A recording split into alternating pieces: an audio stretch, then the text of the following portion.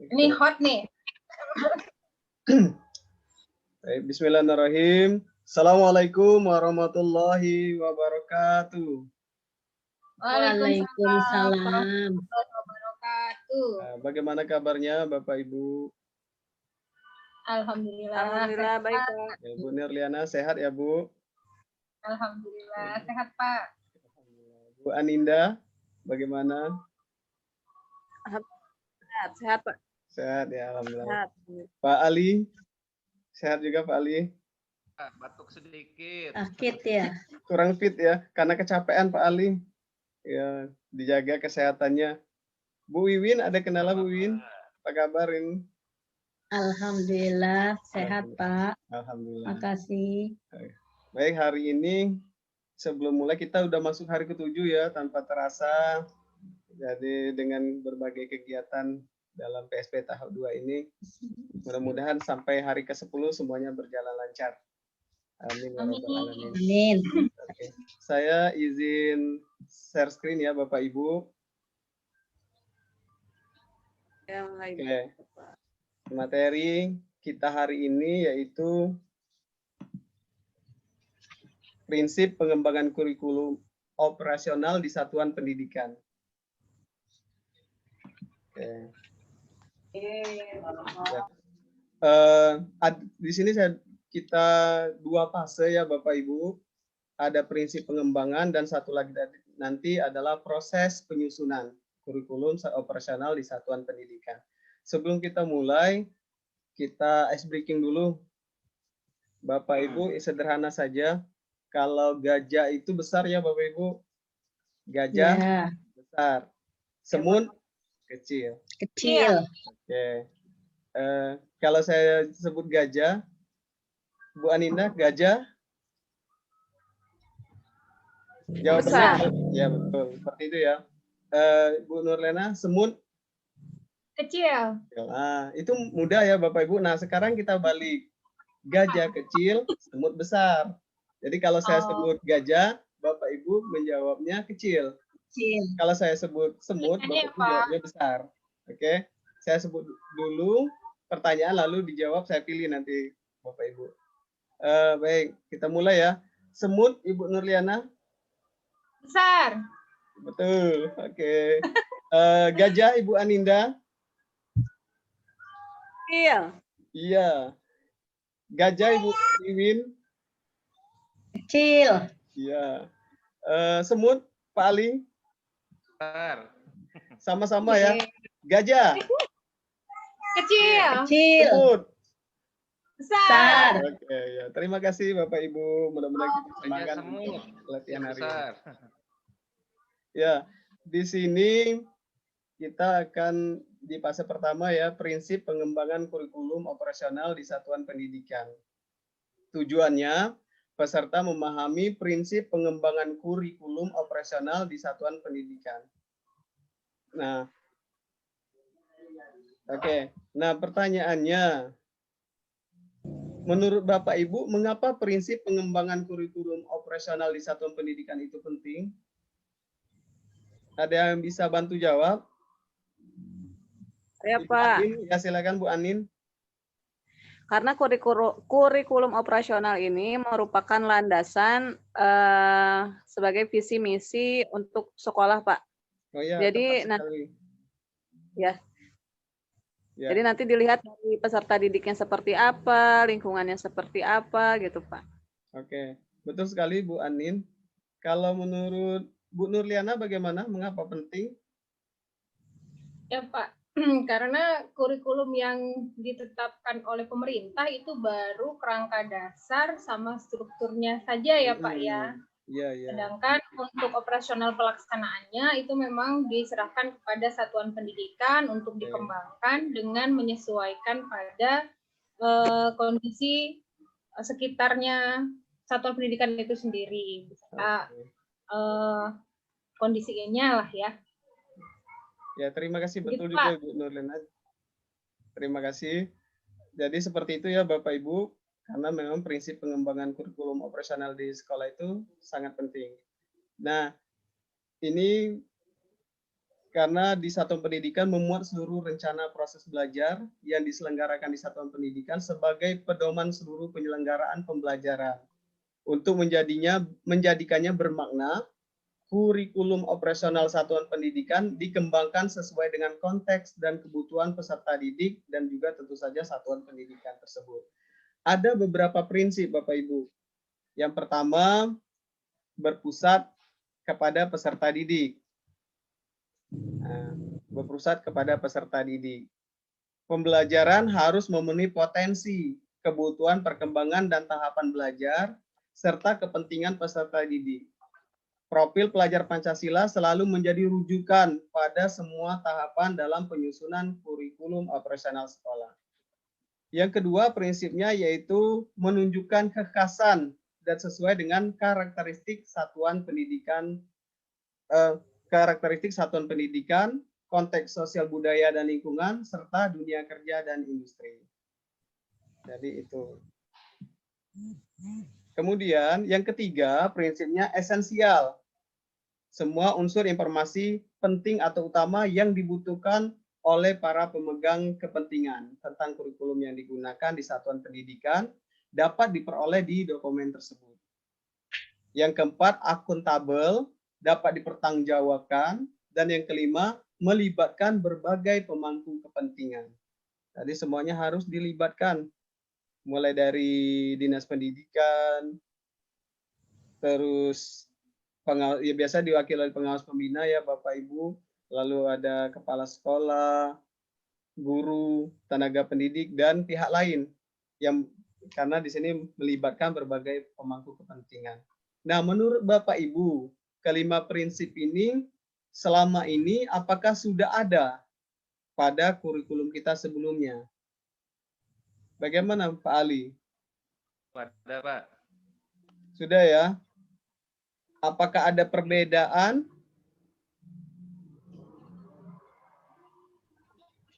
Ada, Pak. Enggak ada ya? Ada? Pusat pada anak didik. Ya. Karena sekarang lebih berpusat pada peserta didik ya Pak Ali. Benar sekali Pak Ali. Kalau menurut Ibu Wiwin, mana Ibu Wiwin tadi ya? Halo Iya. Bu Wiwin. Menurut Ibu, prinsip ini sudah dikembangkan belum sebelumnya? Prinsip pengembangan kurikulum operasional di satuan pendidikan. Sudah digunakan atau belum, Bu? Sudah, Sudah ya? sudah Pak. Sudah. Tapi dulunya tidak ada berpusat pada peserta didik. Kalau sekarang kan karena Merdeka Belajar, jadi kita berpusat pada peserta didik. Iya, ya, benar sekali Bu Wiwin. Jadi memang seperti itu ya Bapak Ibu. Lebih perbedaannya lebih ke di sini berpusat pada peserta didik karena tujuan tadi untuk menjadi tujuan akhirnya profil pelajar Pancasila, membentuk profil pelajar Pancasila. Oke, Bapak Ibu, untuk fase 1 ini kita ada LK, nanti saya bagi di grup. Silakan Bapak Ibu kerjakan berkelompok saja ya, Ibu Nurliana dengan Ibu Aninda, Pak Ali dan dengan Ibu Wiwin untuk pengerjaan LK-nya. Oke. Pre-memory, kita istirahat dulu karena akan masuk ke fase yang kedua. Baik, Pak.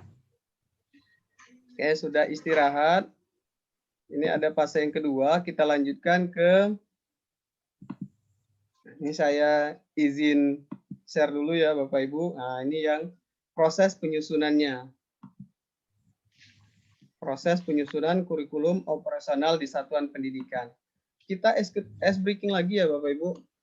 Kalau tadi gajah semut, sekarang ular sama cacing aja. Ular itu panjang ya Bapak Ibu, kalau cacing pendek. Nah, sekarang ya kita buat kebalikan lagi. Kalau ular pendek, cacing panjang. Kita coba sama-sama ya. Kalau saya sebut cacing, Bapak Ibu jawab panjang. Kalau saya sebut ular, Bapak Ibu jawab pendek. Bisa dimulai Bapak Ibu? Bisa. Bisa. Cacing. Panjang. Panjang. Ada yang telat respon ya. Ular, Pendek. Pendek. cacing, Pendek. Panjang. Panjang. ular. Pendek. Pendek. Kita kolaborasi dengan yang sebelumnya ya. Gajah, Kecil. semut, Kecil. Besar. Besar. ular, Kecil. Pendek. Pendek. cacing, Panjang. Besar. ular, Pendek. gajah, Pendek. Kecil. Kecil. Kecil. ular. Pendek. Pendek. Ada kurang konsentrasi ya. Oke. Terima kasih Bapak Ibu Aduh. untuk Proses partisipasinya pada ice breaking kita kali ini. Jadi di fase yang kedua ini proses penyusunan kurikulum, tujuannya peserta memahami proses penyusunan kurikulum operasional di satuan pendidikan. Ini ada sebuah pertanyaan Bapak Ibu, bagaimana proses penyusunan kurikulum operasional satuan pendidikan? Menurut Bu Wiwin bagaimana ini prosesnya? Kita sharing aja ya, mungkin ya saya yakin di sekolah Bapak Ibu lebih paham ini cara proses penyusunannya. Silakan Bu Wiwin. Proses penyusunan operasional satuan pendidikan Iya. dimulai dari tujuannya. Apa Bu? Tujuannya. Ya tujuan ya Bu. Setelah itu. Tujuan. Mm-mm. Capaian dulu ya, capaian. Iya. Terus tujuan. Mm-mm. Terus baru modul ya. Okay. Itu diantaranya ya Bu Wiwin. Ya. Oke. Benar yang disampaikan oleh Bu Wiwin. Terima kasih. Ibu Nurliana mau menambahkan? Oke, sebelum sebelum kita mengembangkan kurikulum operasional sekolah, tentu harus tahu dulu kondisi awal sekolah seperti apa. Oh sehingga iya. ada analisa atau analisis kontekstual ya Pak ya, namanya istilahnya. Tapi intinya itu adalah menggali data kondisi awal satuan pendidikan itu sendiri. Benar nggak Pak? Ya, sepertinya Bu Nurliana ini udah berpengalaman ya di dalam proses penyusunan. Betul Bu Nurliana. Pak Ali, ada tambahan atau biasanya bagaimana kalau di sekolah Pak Ali? Pak. Cukup lagi Oh cukup, sama Pak Ali. Sama. Oke. Ibu Aninda bagaimana Bu Aninda? Ya sama, tidak jauh berbeda dengan Bu Nur. Jadi pertama memang harus menganalisis dulu konteks, karakteristik dari didikannya, baik itu peserta didik maupun lingkungan. Lalu baru kita bisa anaknya ikut belajar Bu Anin. Iya. Semangat ini. Iya, Ani. Oke. Begitu Pak Nuto. Ya lanjut Bu Anin. Ya, jadi tadi menganalisis konteks, lalu merumuskan visi misi. Nah, setelah merumuskan visi misi, baru kita bisa menentukan pengorganisasian pembelajaran itu seperti apa gitu. Lalu barulah bisa menyusun rencana pembelajaran yang akan diterapkan pada saat pembelajaran nanti. Oke, ya. Mungkin cukup sekian.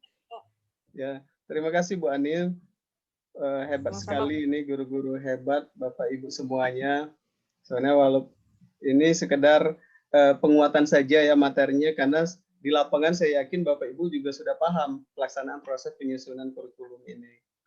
Jadi Bapak Ibu, betul yang disampaikan tadi, untuk proses penyusunan kurikulum operasional di satuan pendidikan, dimulai dari tujuan pendidikan nasional ya, lalu ada profil pelajar Pancasila, kemudian diturunkan menjadi 8 SNP, Standar Nasional Pendidikan. Nah, ini di kerangka dasarnya ini dibuat oleh pusat. Nah, yang kita itu mulai dari 1 sampai 5 ini Bapak Ibu. Menganalisis konteks seperti yang disampaikan oleh Ibu Nurliana tadi ya. Lalu ada merumuskan visi misi tujuan, itu yang kedua. Yang ketiga, menentukan perorganisasian pembelajaran. Yang keempat, menyusun rencana pembelajaran. Dan yang kelima, pendampingan, merancang pendampingan, evaluasi, dan pengembangan profesional. Terus kemudian ada evaluasi ya Bapak Ibu, jangka pendek, bisa semesteran atau per tahun. Kalau di sekolah kami biasanya per tahun, Bapak Ibu. Nggak tahu kalau di sekolah Bapak Ibu mungkin menyesuaikan saja. Kemudian ada evaluasi jangka panjang, biasanya antara 4 sampai 5 tahun.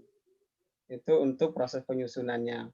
Nah, untuk berikutnya, ini kan ada analisis karakter satuan pendidikan 1 sampai 5 tadi. Kembali Bapak Ibu berkelompok ya mengerjakan LK-nya. Jadi silakan dikerjakan LK, nanti kita refleksikan. Jadi Bapak Ibu silakan berkolaborasi di kelompok masing-masing. Tadi Bu Nurliana sama Pak Ali ya? Kalau nggak salah. Tadi saya sama Bu Anin. Ya, Bu Nurliana sama Bu Wiwin ya. Ya, Pak Ali dan bersama dengan Bu Anin. Oke. Jadi silakan diisi LK-nya terkait dengan 5 hal dalam proses penyusunan kurikulum operasional di satuan pendidikan di sekolah kita masing-masing. Jadi mulai dari sini ya Bapak Ibu, ada analisis karakter satuan pendidikan, kemudian visi misi dan tujuan. Ya.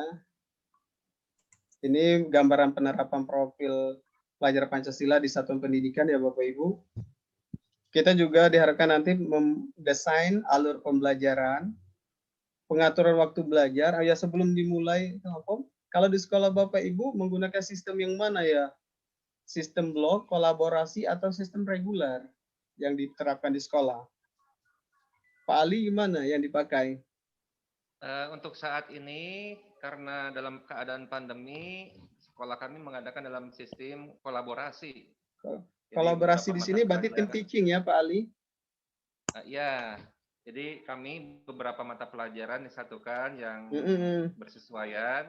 Kemudian membuat modul ajarnya, modul ajarnya apa yang akan dibahas sesuai KD, karena kemarin kurikulum 13 itu KD-nya kita sesuaikan. Jadi yang materi kelas 10 bisa aja kita loncat dulu ke kelas 11 karena materi yang seperti fisika ada kelas 11 di satu kan nggak masalah, itu yang penting capaian pembelajarannya tercapai gitu. Iya betul Pak Ali, luar biasa memang perjuangan guru ini sangat ya luar biasa ya di masa pandemi. Di satu sisi pembelajarannya tidak bisa tatap muka, jadi lebih banyak pembelajarannya daring untuk di kota-kota besar seperti di tempat Pak Ali ya. Jadi memang perlu kerja keras dan kerja ikhlas bagi Dewan Guru semuanya. Baik Bapak Ibu, silakan dilihat LK-nya ya. Oke, untuk dikerjakan per kelompok. Oke. Free memory. Oke, sudah selesai diskusinya ya Bapak Ibu. Sekarang kita refleksikan dari yang bahasan tadi di LK, apa yang sudah dipahami dan apa yang belum dipahami oleh Bapak Ibu. Mulai dari prinsip pengembangan dan juga proses penyusunan. Ini udah bisa diedit ya oleh Bapak Ibu sendiri karena sudah saya buka kuncinya. Nah, mulai dari kelompok 1 dulu, Ibu Nurliana dan Ibu Wiwin. Silakan Bu Wiwin atau Ibu Nurliana. Kira-kira dari yang kita pelajari tadi tentang prinsip pengembangan dan juga satu lagi proses penyusunan. Yang sudah dipahami bagian mana, yang belum yang mana. Disebutkan saja apa ditulis? Oh, boleh. Sebutkan saja ya Pak ya. Ya, dari setelah bekerja kelompok tadi dengan Bu Wiwin, yang sudah kami pahami adalah yang pertama, pengembangan kurikulum operasional sekolah ini berdasarkan pada kondisi karakteristiknya sekolah itu sendiri.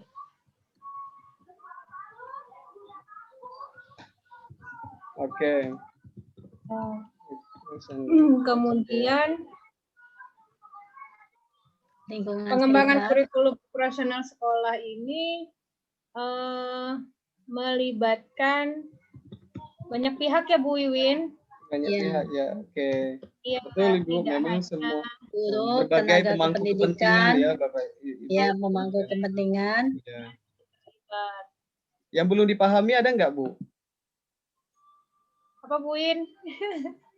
Apa ya? Semua udah paham ya? Oke, kelompok 1 saya buat di sini sudah paham. Sudah paham. Tidak ada. Bukan kata-kata ya. Oke.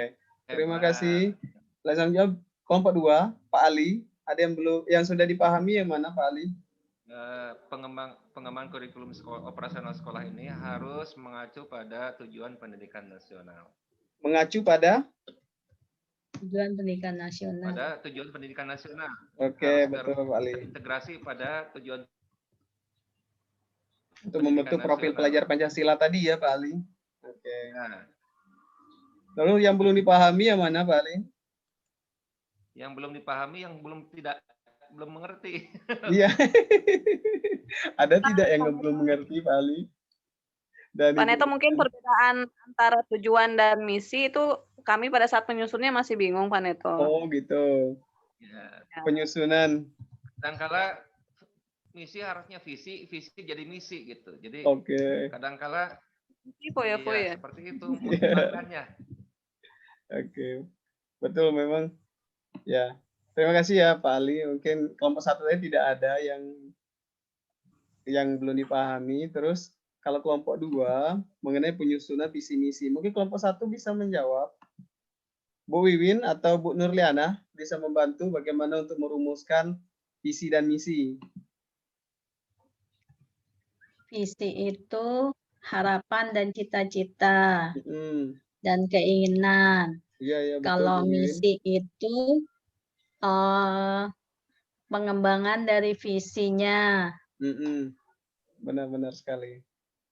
Jadi seperti itu ya. Kalau Ibu Nurliana ada tambahan lagi? Melengkapi saja dari Bu Wiwin. Jadi kalau visi itu cita-cita jangka panjang ya. Oh iya. Dan masih bersifat umum. Sedangkan kalau misi ini sudah mengembangkan dari visi tindakan yang lebih spesifik ya. Iya betul. Untuk mewujudkan visi tadi yang masih umum. Oke. Jadi udah lebih khusus yang misi dan bisa terukur dalam jangka waktu, bisa dicapai dalam jangka waktu yang lebih pendek dibandingkan visi ya. Gitu. Ya, betul sekali yang disampaikan oleh Bu Nurliana dan Bu Wiwin tadi ya, Pak Ali dan Bu Anin. Jadi memang visi itu ya harapan yang akan dicapai suatu sekolah dan dia jangka panjang sifatnya. Sedangkan misi rincian dari visi untuk mencapai visi atau tujuan tadi, maka dibuatlah misi-misi tindakan yang sifatnya jangka pendek agar lebih untuk pencapaian suatu sekolah ya. Mungkin cukup hari ini Bapak Ibu. Mudah-mudahan apa yang kita sampaikan, kita pelajari, bermakna, dan ya bisa bermanfaat juga bagi kita beserta anak-anak didik kita semuanya. Kita tutup sesi ini dengan sama-sama mengucapkan Alhamdulillahirrabbilalamin. Terima kasih Bapak Ibu atas kerjasama semuanya. Assalamualaikum warahmatullahi wabarakatuh. Waalaikumsalam warahmatullahi wabarakatuh.